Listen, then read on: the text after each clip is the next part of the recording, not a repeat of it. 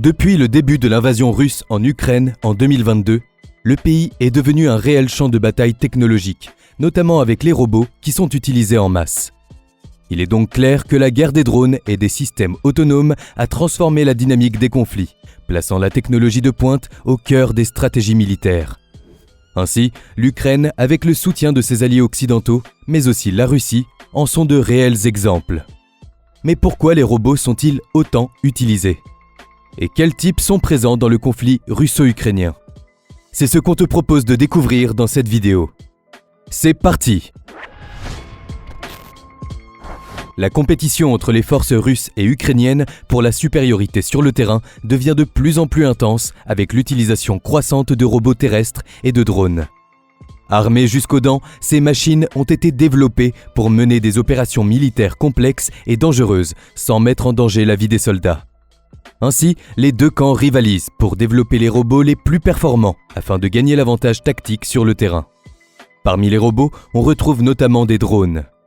Avec leur capacité de reconnaissance et de frappe précise, les drones aériens ont montré la voie pour d'autres types d'automates, prouvant leur efficacité dans la collecte de renseignements et l'élimination de cibles ennemies. Dans l'arsenal militaire ukrainien, on compte 3 types de robots. Le premier est le kamikaze, qui est composé de 4 roues et qui peut transporter des explosifs et poser des mines. Les autres types de robots sont programmés pour transporter de l'équipement ou des personnes blessées. Mais revenons un instant sur le robot kamikaze ukrainien. En parlant de lui, en octobre 2023, Mikhailo Fedorov, le ministre ukrainien de la transition digitale, expliquait « Voici un robot kamikaze fabriqué en Ukraine qui fera bientôt trembler les Russes. » Nommé Ratel S, il est présenté en 2023 et il a la particularité d'être à usage unique. Avec une autonomie de 2 heures et de fabrication nationale, il est capable de mettre hors de combat un char d'assaut. Il est doté de 4 roues motrices adaptées au tout-terrain et d'un corps ultra plat. Il a également une vitesse de 24 km/h et 6 km de portée opérationnelle grâce à une caméra embarquée qui permet à son pilote de suivre au mieux sa trajectoire. Sa principale qualité est sa discrétion grâce à ses petites dimensions. En effet, il mesure moins de 60 cm de long et une vingtaine de haut. D'ailleurs, plusieurs médias le comparent à un jouet télécommandé des années 90 à cause de sa petite taille. Il est donc assez bas pour passer sous certains véhicules, et donc sous les chenilles d'un char d'assaut. Il faut savoir que malgré leur allure redoutable, les tanks sont à peu près aveugles à leur environnement direct, d'autant plus face à une menace aussi petite et rapide. En plus, leur blindage est généralement plus fin sous la caisse. Pour faire des dégâts collatéraux aux tanks russes, il suffit donc de fixer sur le dos du drone une paire de mines, voire des obus de mortier. Le coût à l'unité ne dépasserait pas 2 à 3 000 $. Alors que, par exemple, un drone volant kamikaze turc Bayraktar TB2, qui a beaucoup été utilisé au début du conflit, coûte 5 millions de $. Avec le Ratel S, le conflit en Ukraine nous montre que les robots sont de plus en plus présents sur le champ de bataille, mais aussi que les pays se tournent de plus en plus vers une technologie à bas prix. Ainsi, des drones comme le Predator américain, qui se montrent très coûteux, sont de plus en plus mis de côté pour des petits engins à bas prix et sacrifiables. Mais il n'y a pas que les drones. On peut aussi parler du projet Brave One, qui est une initiative du gouvernement ukrainien visant à promouvoir la collaboration entre tous les acteurs de l'industrie de la technologie de défense. L'objectif est d'inciter les firmes ukrainiennes à doter le pays de nouvelles armes robotiques. Ainsi, une plateforme de coordination unifiée qui offre un soutien organisationnel, informationnel et financier pour les projets de technologie de défense en Ukraine a été mise en place. Grâce à cela, l'Ukraine a commencé la production en masse de robots. Par exemple, plus de 140 systèmes robotiques sont déjà enregistrés sur la plateforme, avec 96 ayant subi un examen rigoureux de la défense et 14 innovations répondant aux normes de l'OTAN.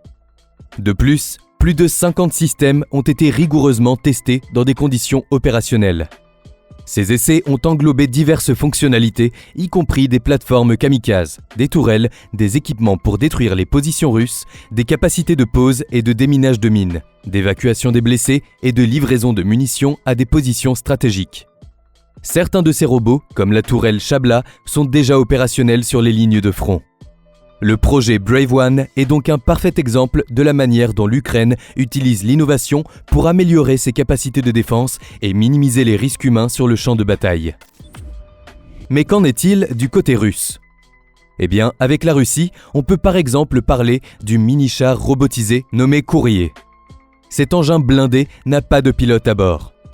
De forme similaire à un char, mais de plus petite taille, il peut soit être télécommandé, soit être autonome grâce à un système d'intelligence artificielle.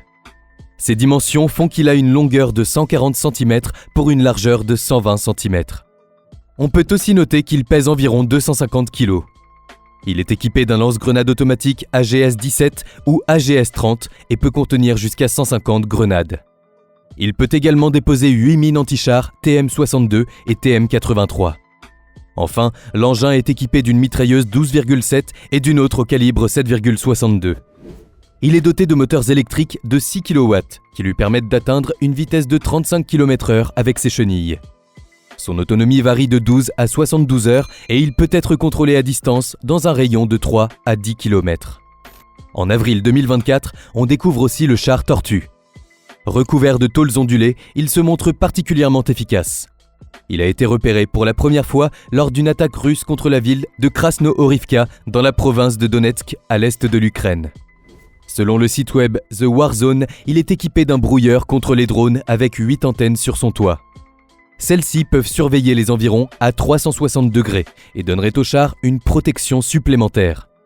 Il devrait être utilisé pour mener des attaques blindées sur des positions ukrainiennes.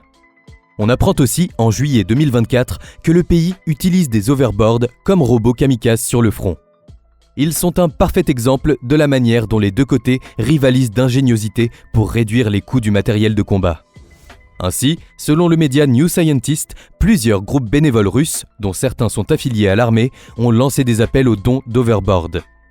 Ce sont des appareils électriques à 2 roues où l'on se dresse debout en se penchant légèrement en avant pour le faire avancer.